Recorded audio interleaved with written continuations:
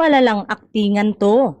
Usap-usapan ng malaking proyekto na gagawin ng ABS-CBN Star Cinema kung saan magsasama-sama ang bigating stars kabilang sina Piolo Pascual, Bel Mariano at Joshua Garcia.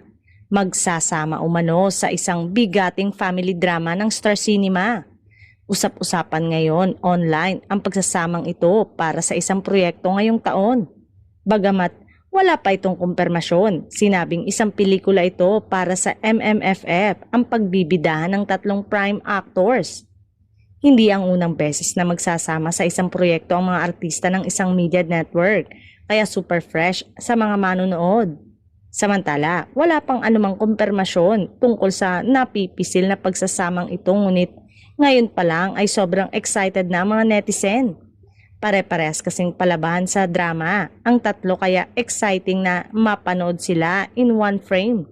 Hindi may kakaila lalo na kay Piolo Pascual, maging sa husay ni Joshua Garcia ay hindi na questionable yon. At ang actress na si Bel Mariano ay subok na mapadrama o romantic comedy.